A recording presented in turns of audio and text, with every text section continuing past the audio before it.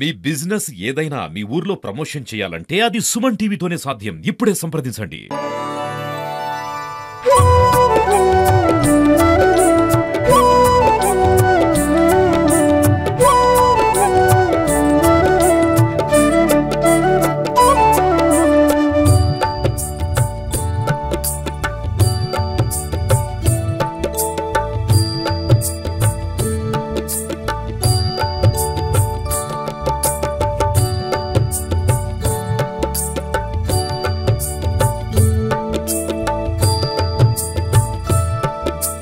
నమస్కారం. ఈరోజు బొడ్డెమ్మ పండుగ యొక్క విశేషాల గురించి తెలుసుకుందాం. బొడ్డెమ్మ పండుగలో ప్రాంతాల వారీగా కొన్ని మార్పులు చోటు చేసుకున్నాయి. కొన్ని ప్రాంతాలలో అమావాస్యకు 5 రోజుల ముందు బహుళ దశమి తిథి నుండి ప్రారంభిస్తే, కొన్ని ప్రాంతాలలో 3 రోజుల ముందు అనగా బహుళ ద్వాదశి నుండి బొడ్డెమ్మను పేర్చుకుంటారు. ఇంకొన్ని ప్రాంతాలలో మహాలయ అమావాస్యకు ముందు ప్రారంభమై 9 రోజులు బొడ్డెమ్మను పూజించి మహాలయ అమావాస్య రోజున నిమజ్జనం చేస్తారు. మహాలయ అమావాస్య నుంచి ఆశ్వయుజ శుద్ధ నవమి వరకు బతుకమ్మను జరుపుకుంటారు. తెలంగాణలో వివిధ ప్రాంతాల్లో బొడ్డెమ్మను 4 రకాలుగా తయారు చేస్తారు.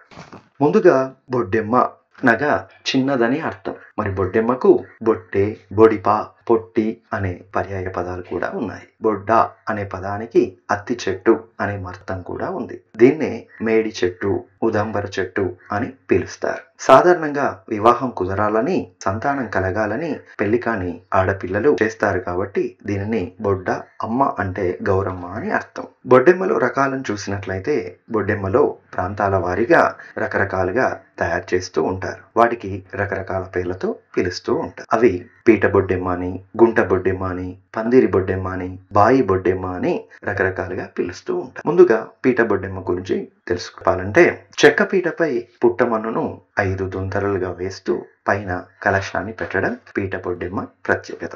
ఈ 5 దొంతరలలో కింద పెద్దదిగా ఉండి మిగిలినది చిన్నవిగా వరుస క్రమంలో ఉంటాయి. గిన్నెలో బియ్యం పోసి పసుపు ముద్ద గౌరమ్మను అందులో పెట్టి అలంకరిస్తారు. ఈ విధంగా చేసిన బొడ్డెమ్మ చుట్టూ తిరుగుతూ సాయంకాలం వేళ ఆటలాడి దేవుని ముందు పెడతారు. చివరి రోజు పీట మీద నుండి బొడ్డెమ్మను తొలగించి నిమజ్జనం చేస్తారు. ఇక రెండవ రకం బొడ్డెమ్మ గుంట బొడ్డెమ్మ.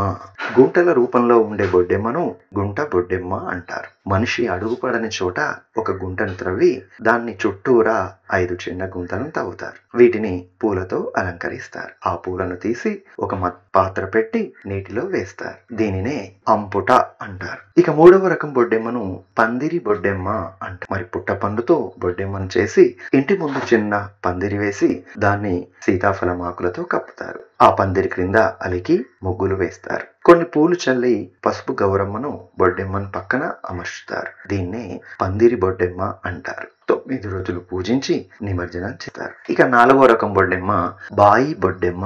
బావిలాగా గొయ్యి తయారు చేసి బొడ్డెమ్మను బాయి బొడ్డెమ్మ అని అంటారు. బావిలాగా త్రవ్వి అదే మట్టితో ముద్దలు చేసి 4 ముద్దల చొప్పున బావికి 4 వైపులా పెడతారు. ఆ బావి మధ్య ఒక వెంపలి చెట్టును నాటుతారు. చుట్టూ ఉన్న గద్దెలపై పూలు వేసి చివరి రోజు నిమజ్జనం చేస్తారు. ఈ విధంగా బొడ్డెమ్మ పండుగను పిల్లలు, కన్యలు, పెళ్లిగాని ఆడపిల్లలు ఉత్సాహంగా సంబరంగా జరుపుకుంటారు. ఈ పండుగ వల్ల పిల్లల్లో కలివిడితనం, ఆలోచన, మానసిక ఉల్లాసం, ఆనందం పెంపొందుతుంది అనడంలో ఎలాంటి సందేహం. ఇవన్నీ బొడ్డెమ్మ పండుగ యొక్క విశేషాలు. నమస్కారం.